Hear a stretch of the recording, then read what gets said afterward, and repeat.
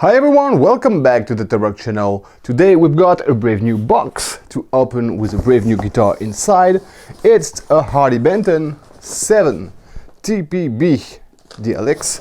TPB, I thought it would stand for Trans Purple Burst, but the true color of this guitar is Trans Red Burst, as mentioned on Thoman's website. So let's open it and see what is its real color. Here we go.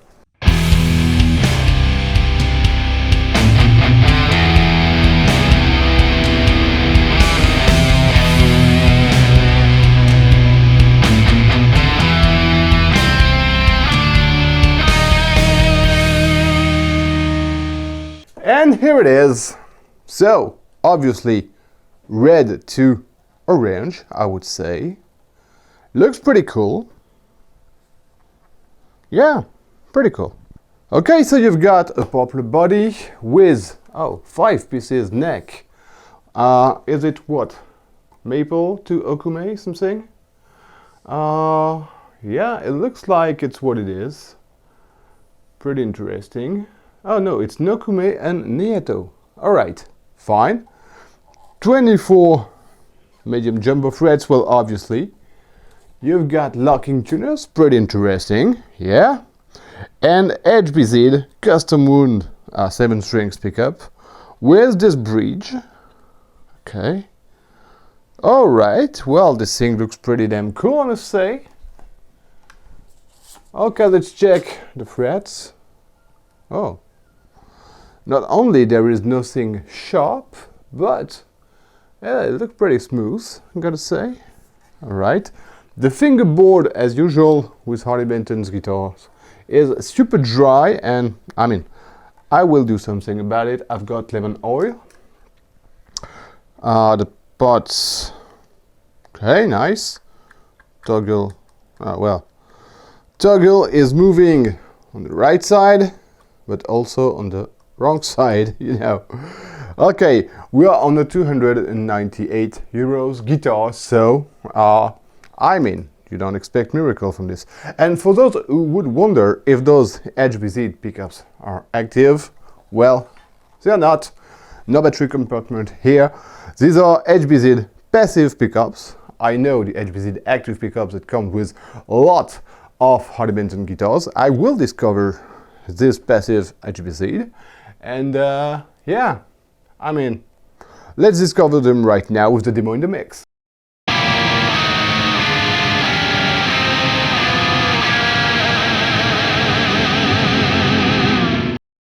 Hi everyone, to rock again. Okay, so we've got the Harley Benton Multiscale 7 that's back from Thoman, because there has been a problem with the first one I have unboxed. One of the saddle was unable to lift up, so the string was really much too low for the guitar to be playable. It was hitting the pickups. So I have returned it to Thoman, and this is the guitar that comes from Thoman again. From the after sale service, and so let's open it again. Alright, so okay, so far so good as far as the saddle goes. This one is a bit too low, but that's something I can manage if the saddle is okay. If not, this guitar will go back again. I'm pretty sure it's not the exact same item as I have returned. For some reason there has been 2 plastic sheets here. Let's remove it. Okay, well, I think I'm not gonna take too long to do this unboxing, the second unboxing, because what matters now is how this thing plays. I have already tried it, so I know how it sounds, and really, I think you will have a good surprise. But I have to check out if everything is fine this time, or if this thing has to go back to the after sale service, and if so, I will let you know. And well, it's gonna be my last attempt with this guitar. Here we go!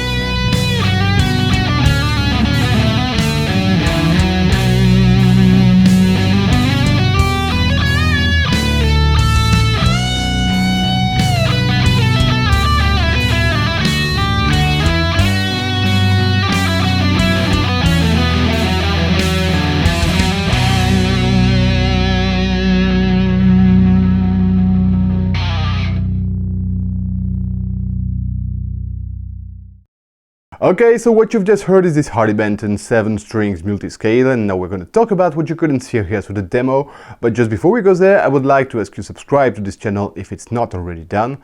I wish I could achieve a goal, which is 5,000 subs, well, as soon as possible, so please subscribe to this channel if you're watching my videos pretty often. So that's gonna help me a lot achieve this goal.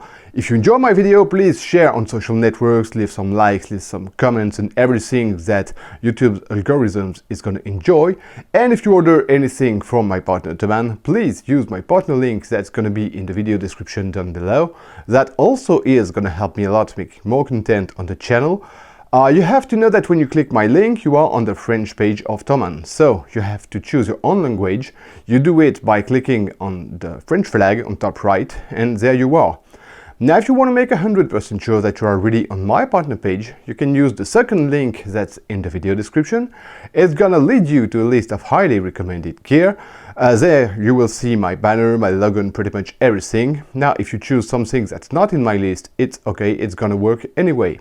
Okay, thanks in advance for your help. Now let's talk about this second guitar I have received from the after sales service. As you can notice, I have had to put something here on the low E string, and I don't know if you're gonna see it. Okay, the low E string is still a bit lower in terms of action than the B and the A. What it means is that it hasn't changed anything except that on the first guitar the problem was on the A string, now it's on the low E. But I'm sure it's not the same guitar because I had polished the frets and I have not done it on this one. Okay, you can hear that it's very scratchy. I think there's a problem with this series of guitar according to the result I have with a change. So I have one Toman's after sales service. I think an easy way to fix it is just to have a saddle. Maybe they can send one to you and you do the replacement. It's a very easy job, but as far as I'm concerned, well, that's not what happened. They've asked me to return the guitar, they have changed it. The problem is not solved, and of course that's something I have to consider. It's playable as such, even though, well, I wish it was better. The intonation is okay, and that's pretty much the main thing. Okay, now we've got some, well, first a matching headstock, and that's a very nice point on the 300 euros guitar. You've got locking tuners that look like some Harley Benton locking tuners, because they're selling some separately. They're doing the job, I have nothing bad to say about them. You've got an ABS plastic nut, and I have something to say about it because the tuning stability on this guitar is far from good, and I have to set it in tune very often. I have kept the strings 10 to 59 that I use, so it's the same string gauge than the stock strings, but since I don't know what brand are those stock strings, I decided to go for my usual that I use. Okay, so the frets still a tiny bit sharp here, but it did not stop me from playing, and I did not feel it even on leads, and so nothing. Well, it's just a pity that it's not a bit better, but it doesn't stop you from playing, and that's the main thing. They're scratchy, so well, that's what I had noticed on the first one, and I didn't take time to do it again because I really have something else to do right now. Okay, the finish itself, well, I will not say this guitar is ugly, of course, but I wish I had more contrast on this orange thing. I mean, it doesn't look too bad, but it could look much better, okay? The neck, I would say 21 to 23 millimeters thick. Wide shoulders, something closer to a U shape than to a C shape. Not bad, anyway. Wider than the R457 on the nuts, so you sense it when you play. If you have big fingers, it's a better thing because you can play classic chords, even though maybe you would not do that at all, but it's more comfortable to play this kind of chords when the nut is wider and you've got big fingers, okay? Apart from that, well, it's okay, it works, the guitar plays normally. Also something, you can take your chords like this, you know, my finger is right, as if I had some normal frets, not a fan frets. It doesn't stop me from playing, so it's okay, it's comfortable. And I mean, this fan fret system is interesting because it provides more tension on the lower strings, so when you can tune in a drop A and keeping a 59 string, it's gonna sound correctly. Yeah, it's a nice player. I'm not sure I'm a huge fan of the shape of the neck, but it's comfortable enough and it works. I mean, that's a matter of taste. I do prefer generally C-shape necks. This one is a U-shape with pretty wide shoulders, but I haven't felt disturbed. Okay, the toggle is moving a little bit in the bad direction, but it holds the positions correctly. The grip on the pot is okay, and you're gonna hear the result when you use the pots afterwards. The sandals, of course, well, there's a lot I could say about it. The downside I have noticed, and that's the same for the two guitars I have received, where there's a problem with the solidity of the saddle, because you've got two little screws, and on this one is missing. So the screws are here to let you adjust the height of the strings, and when the string is in tune, or even if it's 2 tones lower, well, you turn the screw and it goes lower. I'm not doing it before the camera because I have still something to record with this guitar, and if I go down, I know I will not go back up, and that's the problem. Okay, you turn your screw in order to help it lift the string, and eventually, since the pressure is too high, it's going low and lower and lower and lower until, and that's what happened on the first one, well, your string is touching the pickups and the frets and you cannot play the guitar anymore.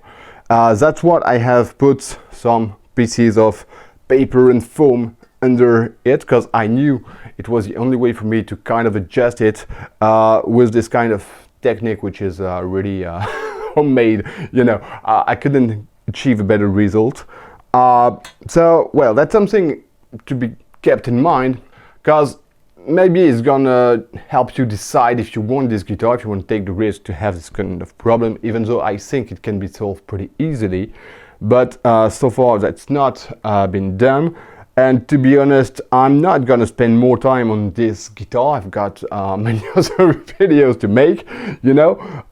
And okay, I mean, that's the first time I have a real massive problem with same equipment on the Harley Benton guitar. I have to mention it, even though I don't think it's a bad guitar, but I think, well, you know, it's 300 euros, it's not made in Indonesia. If you compare with some 6-strings guitar, I will talk about the SC Custom 2, for instance, they're cheaper and they're made in Indonesia, and you sense it. I mean, the quality is better, the components are better, the frets are treated, polished, leveled, this kind of things. This one is coming from, I don't know where. Is it printed somewhere?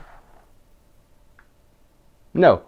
It just say it's complying with the Euro HS, and I don't know, maybe it's made in China.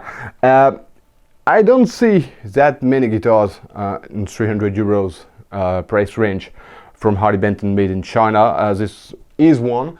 I think it's a mistake from Harley Benton, because you do expect a better quality on this kind of guitar. It's not bad, and that's the problem. I mean, if the guitar was really bad, it was a lemon and sounds good and plays nice, okay, it's made in China, it's a piece of crap, never mind. But it's a good guitar, it's got the potential to be a very interesting piece of gear, and since it's made, well, upside down, well, it's not totally convincing, and there's a lot to do about it.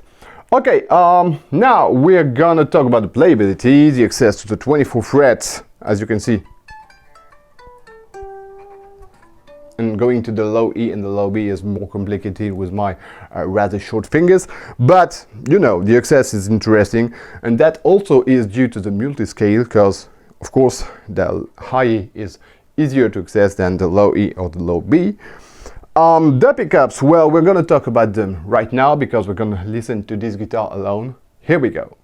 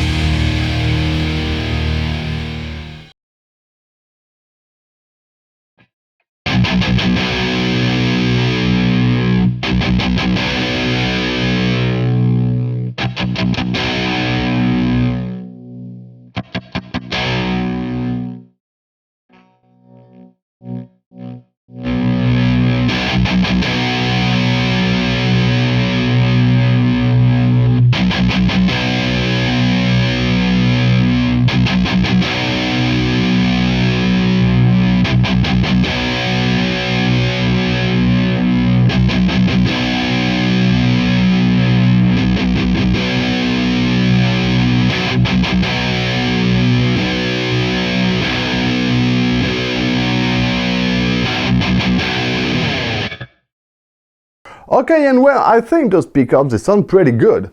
You know, very well balanced. The note definition is pretty good. And okay, these are HBZ custom wound pickups, these are passive pickups. There's one thing I have noticed. These are sub bars that are made, I guess, from some 8 strings guitar. You don't have a 7 strings size, you have an 8 string size, so that's something you have to keep in mind if you want to change them. Maybe you will. The cavity is not very big, so it would be a bit complicated to install a 9-volt battery inside, but I guess you can give it a try if you've got some EMG 808 or something at home.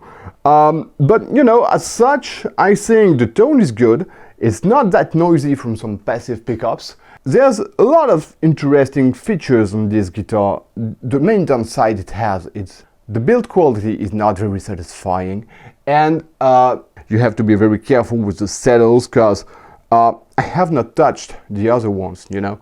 The action on this one was correct. I could have done better, but I really didn't dare going there, because maybe another of those 7 saddles would have let me down, and I didn't want to run that risk and make this guitar unplayable for making the videos you're currently watching, you know. Okay, now I have played everything I had to play with this guitar. I can show you what happens when I try to set up the action, especially on this low E string. So, okay, it's too low. I try to put it up.